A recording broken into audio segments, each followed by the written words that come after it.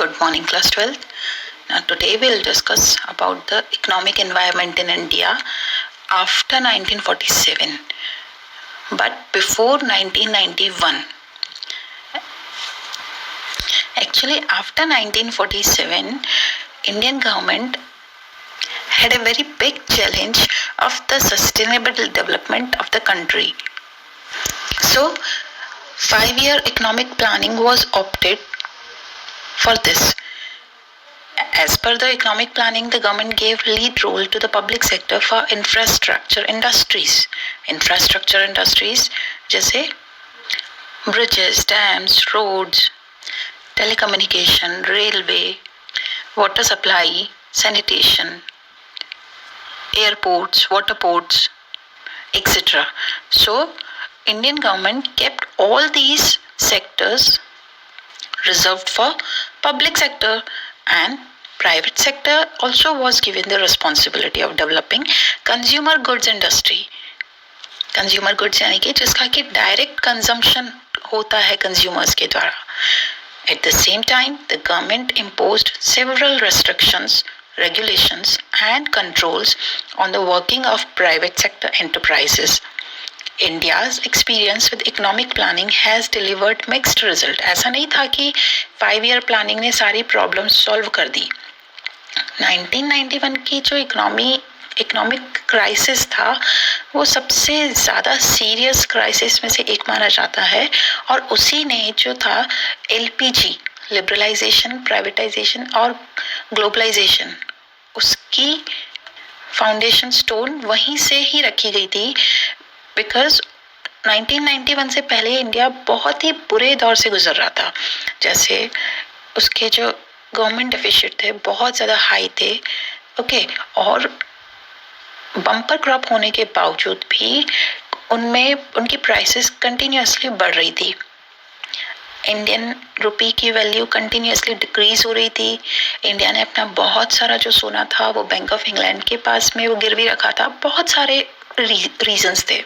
So India के जो finance minister उस समय थे doctor Manmohan Singh, he played an important role in economic reforms, and Indian government announced new economic policy in July 1991 for taking out the country out of economic difficulty and for the development of the country. अब बात करते हैं कि इस policy में, new economic policy में क्या क्या मेन जो बातें थी, मुख्य जो बातें थी, मेन फीचर्स थे वो थे. First feature was that reduced number of industries to 6 under compulsory licensing scheme. पहले जो सारी इंडस्ट्रीज के लिए खोलने के लिए लाइसेंस लेना होता था, तो अब उनको केवल 6 तक लिमिट कर दिया गया था कि 6 फील्ड्स के लिए ही, 6 इंडस्ट्रीज को ही लाइसेंस लेना कंपलसरी होगा, और बाकी जो इंडस्ट्रीज हैं वो अपना काम बिना लाइसेंस के भी स्टार्ट कर सकती थी. Okay, second feature was the role of public sector was limited to 4 industries of strategic importance. And now recently in this month of May only, our finance minister Nirmala Sitharaman has announced that only the defense sector will come under public sector. Means defense sector ही केवल public sector के लिए limited होगा. बाकी सारे जो sectors हैं, चाहे वो energy हो, चाहे वो railways हो, सब में private sector को काम करने की permission मिल जाएगी. Okay. Then third feature was disinvestment was carried out in case of many public enterprises. Disinvestment means selling a part of public sector undertaking. Public sector undertakings जो हैं उनका एक part, या तो जैसे 20% या 30%, ओके, या 40% जो शेयर है वो किसी और को सेल आउट कर दिया, तो ये है डिसइन्वेस्टमेंट. यानी कि गवर्नमेंट अपना पैसा निकाल रही है और उसमें प्राइवेट जो पीपल हैं उनको इंक्लूड कर रही है, उनको इनवाइट कर रही है. The next was policy toward foreign capital was liberalized, and in many sectors 100% direct foreign investment was allowed.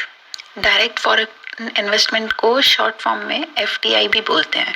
Okay, FDI 100% FDI was allowed. The next was automatic permission was granted for signing technology agreements with foreign companies. अगर कोई Indian company कोई foreign company के साथ मिलके कोई technology project लाना चाहती थी तो उस पर बहुत ही जल्दी उनको परमिशन मिल जाती थी. Okay, and last was foreign investment promotion board FIPB was set up to promote and channelise foreign investment in India. तभी तो 1991 के बाद फॉरेन कंपनीज की एकदम से बाढ़ सी आ गई थी इंडिया में. अब बात करते हैं मेन स्ट्रेटजीज कह लो या मेन ब्रांचेस कह लो या मेन कंपोनेंट्स कह लो या मेन एलिमेंट्स कह लो. ठीक है, ब्रांचेस, एलिमेंट्स, कंपोनेंट्स या फिर स्ट्रेटजीज, ये 4 नाम है. चारों नामों में से किसी से भी क्वेश्चन बन सकता है. तो ये न्यू इकोनॉमिक पॉलिसी के 4 ब्रांचेस कौन सी थी? 3 ब्रांचेस, 4 नाम थे उनके. Okay, that is LPG, liberalisation, privatisation and globalisation. अब लिबरलाइजेशन एक ऐसा इकोनॉमिक रिफॉर्म था जिसमें कि जो अननेसेसरी कंट्रोल्स और रिस्ट्रिक्शंस थे गवर्नमेंट के इंडियन बिजनेस पे या फॉरेन बिजनेस पे, तो वो सारे हटा लिए गए थे. So private sector also was allowed to take part in economic activities that were exclusively reserved for the government sector. अब ये लिबरलाइजेशन हुआ कैसे या कौन कौन से स्टेप्स इंडियन गवर्नमेंट ने लिए? उसमें क्या था? First, abolishing licensing requirement in most of the industries except a short list. केवल 6 के लिए ही लाइसेंसिंग कंपलसरी हो गई थी. ठीक है, बाकी सबके लिए लाइसेंसिंग की जो कंपल्शन था वो हटा दिया गया था, एबॉलिश कर दिया गया था. Then freedom and deciding the scale of business activities. अब ऐसा नहीं था कि वो लार्ज स्केल के लिए या मिडिल सेक्टर के लिए आप गवर्नमेंट से किसी तरह की कोई परमिशन या लाइसेंसिंग लेना कंपलसरी था. ओके, उसके बाद बहुत सारे रेस्ट्रिक्शंस लगे हुए थे गुड्स और सर्विसेज के मूवमेंट पे, तो उनको हटा लिया गया. देन प्राइसेस फिक्स करने पर बहुत सारा प्रेशर और रेस्ट्रिक्शन था, उसमें फ्रीडम मिल गई थी. Then reduction in tax rate and lifting of unnecessary controls over the economy and ultimately simplifying procedure for imports and export. तो इससे क्या हुआ कि जो फॉरेन कैपिटल और टेक्नोलॉजी थी वो इंडिया की तरफ बहुत तेजी से अट्रैक्ट हुई. अब बात करते हैं प्राइवेटाइजेशन की.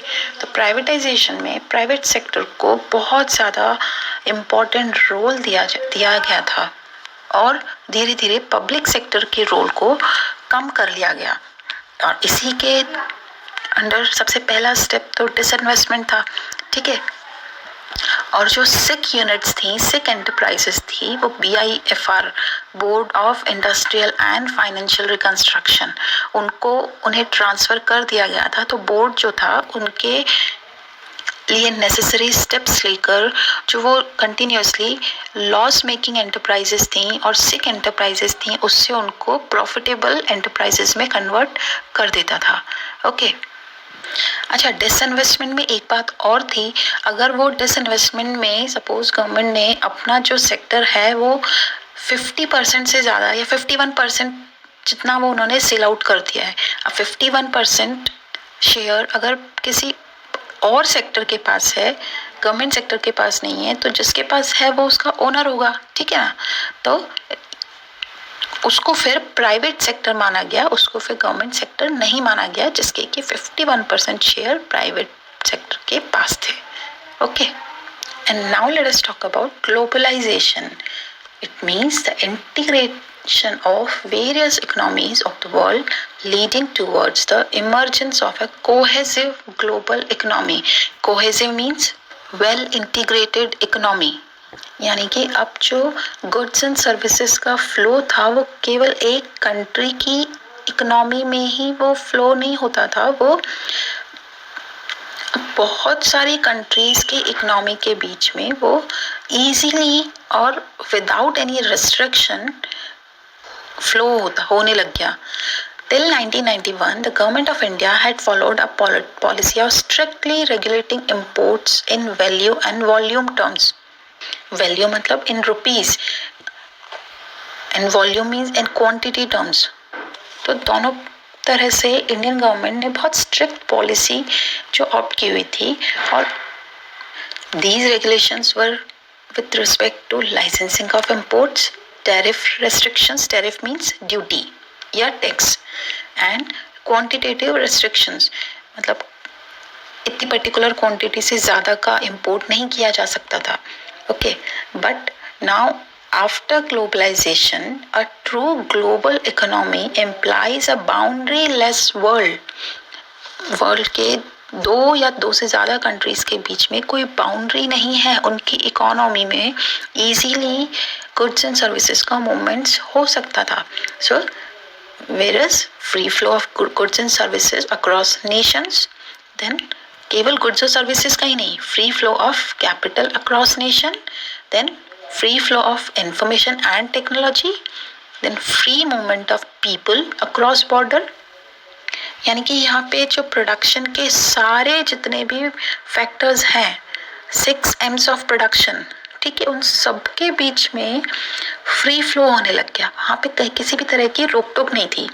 Then a common acceptable mechanism for the settlement of disputes, यानी कि जो भी कंट्रीज उसमें इन्वॉल्व हैं वो गैट जो बाद में वो WTO बना, उसकी बात मानेगा. वो कॉमन मैकेनिज्म है, okay, for settling the disputes and a global governance perspective.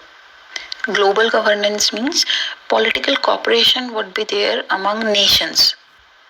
And now we end up our session for today here only. We will talk about demonetization and impact of government policy changes on business and industry in our next session. Till then, goodbye.